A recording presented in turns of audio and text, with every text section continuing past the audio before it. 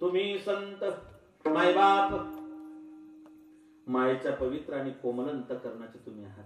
माय नंतर बाप. आधी आईला मोठे कोण आहे, नंतर बापाला. मला सांगा, आई वडिलांमध्ये सगळ्यात मोठं कोण हो? माय मोठी का बाप मोठा? ऐकताय ना? कोण मोठं? आई मोठी का बाप मोठा? बाप मोठा. वयानुसार जर विचार केला तर वडील मोठे असतात. आपल्या धर्मामध्ये कमीत कमी 5 वर्षाचा अंतर पाहिजे असं नियम आहे. आता काही लोकांनी मोडला. हिला जसं प्रत्येक गावामध्ये 30 वर्षापुढे टेम्पो भरून नवरदेव सापडतील. कुठे नियम घेऊन बसता? नियम घेऊन बसला शेवटमध्ये ब्रह्मचारीच मरावं लागेल. अवघड. मला एक 48 वर्षाचा नवरदेव भेटला. 48. मला बाबा म्हटलं काय काय ना जोडतो. म्हटलं काय वर्ष म्हणलं 48. म्हटलं 2 वर्ष करता कशाला बट्टा लावून घेऊया आता. बरा आहे आता तसाच तू. आता कुठे या भानगडीत पडतो. नियम मोडला. राम आणि सीतेमध्ये 9 वर्षाचा अंतर होता. प्रभू रामचंद्राच्या आणि सीतेच्या वयात 9 वर्षाचा अंतर होतं. 9. मग तू म्हणा तुझ्याकडे रामाचा आधार कार्ड आहे का? नाही. माझी गुरु माऊली भक्ती बाबा रामायण समीक्षण ग्रंथ त्याचं नाथ महाराजांनी भगवत रामायणात वर्णन केलं. म्हणून मर्यादा होती, नियम होते पूर्वीच्या काळात. पूर्वी नवरदेव त्या ठिकाणी पुढे यायचा, नवरी मागे चालायची. म्हणजे ती नवरी गॅरंटी द्यायची, तुझ्या जीवनात सुख येऊ दुःख येऊ काही हो, मी तुझ्या पावलावरती पाऊल ठेवून तुझी साथ कधीच सोडणार. काळ थोडा बदलला. 33% आरक्षण झालं. मग सोबत आता तर इतका बदलला काळ. म्हणजे हा मागे जातो, हा सांगतो तुला मी गॅरंटी देतो, तू म्हणशील तिथे यायला तयार आहे. हो काय अधिकार. त्या गांधारीचं लग्न ठरलं. माय गांधारीला बोलल्यावरती आणलं. त्या आंधळ्याला 2 जण धरून आणले. आंधळ होत ना ते 2 जण. ते तेव्हापासून नवरदेवाच्या सोबत ते 2 जण असतात. आता काय की ते आता अर्ध्या क्वार्टरसाठी फिरतात. तो विषय सोडून द्या. काही गोष्ट शेवया खात फिरतात त्याच्या मागे. त्या गांधारीने विचारलं त्या कलवरीला सोबतच्या असतात त्यांना, नवरदेवाला असं का बरं? नवरदेव फिट झाला की का? म्हणे नाही ते आंधळ आहे. काय केलं सिद्धाबाईने? आताची नवरी असते तर काय केलं असतं? अहो तिनं त्या तो पितांबर तिच्या अंगावरचा शालू त्याचा काठ फाडला. त्या काठाचे 4 घड्या केल्या आणि त्या डोळ्यावरती पट्टी बांधली. आयुष्यभर तिने डोळ्यावर पट्टी बांधली.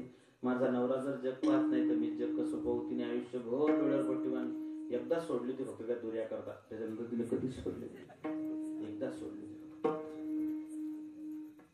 हा ही परंपरा या देशाची, या राष्ट्राची ही मर्यादा आहे. हनुमंतराय लंकेमध्ये गेले. लंकेत गेल्यानंतर सीतामाईला पाहिलं. सीतामाईची अवस्था पाहिली आणि मारुतीरायने सांगितलं माय खांद्यावरती बैस, तुला आत्ता रामाची भेट घालून देतो. सीता म्हणली नाही मारुती, अजिबात नाही. अरे तू ब्रह्मचारी आहे, मी पतिव्रता आहे. पतिव्रता स्त्रीने परपुरुषाला स्पर्श करू नये, ब्रह्मचार्याने स्त्रीदेहाला स्पर्श करू नये असा नियम आहे. रावणाने स्पर्श केला तेव्हा माझा नाईलाज होता. आणि म्हणले मारुती अरे रावणाने मला चोरून आणलं, तुम्ही सुद्धा मला चोरून नेणार आहेत का? उलट ज्याने ज्याने रावणाला याच्यात सपोर्ट केला, मला त्या सगळ्यांचं डिपॉझिट जप्त करायचंय. एकीकडे मारुतीच्या खांद्यावरती बसायला नकार देणारी सीता, आणि आज कॉलेजच्या ग्राउंड मध्ये तरुणाच्या हातात हात घालून निर्लज्जपणे फिरणारी तरुणी. कॉम्बिनेशन साधायचं कसं? हा संदर्भ लावायचा कसा? आमच्या ग्रंथांची गरज आम्हाला कशासाठी आहे? आम्ही रामायण कशासाठी ऐकतो? आम्ही महाभारत कशासाठी ऐकतो? रामायण एवढ्यासाठी, काही जरी झालं, भाऊ दुश्मन जरी असला तर त्याच्यापासून भेद लपवू नका हे रामायण शिकवतं. कारण गावाचं भावाचं देवाचा खाणारा कधीच सुखी होत नाही. ज्यांनी ज्यांनी भावाचं खाल्लं, भगवान प्रभू रामचंद्राला ठाऊक होतं, राज्य तुझं भरता, राज्य तू सांभाळ, मी नाही सांभाळ. रामायण ऐकून जर आमच्यामध्ये बदल होत नसेल, भागवत ऐकून जर आमच्यामध्ये बदल होत नसेल, मायबाप होतो आम्ही कुठेतरी चुकतोय. आमच्यात काहीतरी परिवर्तन झालं पाहिजे. भगवती जानकीने नकार दिला. ही संस्कृती आम्हाला ही शिकवते. आम्हाला हा उपदेश करते तो आम्ही आमच्या अंतःकरणामध्ये आमच्या काळजाच्या कप्प्यात जपून ठेवला पाहिजे. एवढ्यासाठी ते ग्रंथ ऐकायचे. नंतर रावणाला माहिती नव्हतं का सीतेला कळल्यानंतर आपला सत्यानाश होणार. मला सांगा, रावणाचा सत्यानाश कोणी केला? कोणी केला? कोणी? रावणाचा सत्यानाश कोणी केला? सीतेनं. आतापर्यंत जगात जेवढे भांडणं लागले माय तुमच्यामुळेच लागले. महाभारताची लढाई कोणामुळे झाली? द्रौपदीमुळे. सुंद उपसुंद नावाचे 2 दैत्य होते, दोघी भाऊ होते. उपाधी कोणामुळे झाली? तिलोत्तमा नावाची अप्सरा आली त्याच्यामुळे. रावणाचा सत्यानाश कोणामुळे झाला? खरं तर रावणाचा सत्यानाश सीतेमुळे नाही, रावणाच्या बहीणमुळे झाला. ती सुपर्णा का नव्हती का त्याची बहीण? शूर्पणखा. नख मोठे मोठे होते तिचे. हे नख वाढवण्याची फॅशन तिथून आली तिच्या. शूर्पणखा भयानक बाई होती. अजून एक बाई रामायणात त्राटिका. ती समुद्रातून स्नान करून बाहेर आली की कुंकू लावायची कपाळात. म्हणजे पूर्वी राक्षसनी सुद्धा कुंकू लावत होत्या.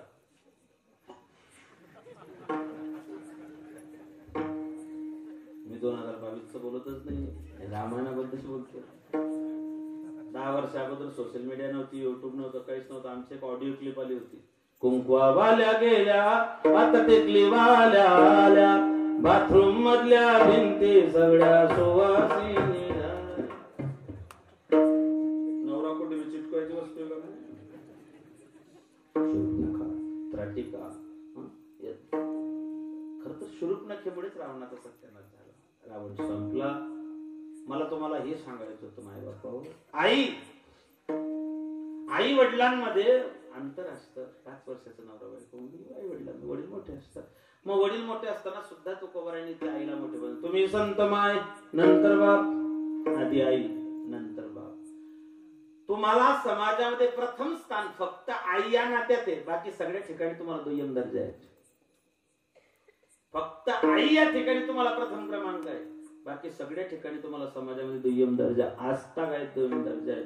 फक्त आई हे प्रथम क्रमांक नाही, बापापेक्षा मोठा आहे. वेदाने आईला नमस्कार केला, मातृदेवो भव. सगळ्या संतांनी आईच्या त्या ठिकाणी गोडवे गायले. म्हणून तुकोबाराय सांगतात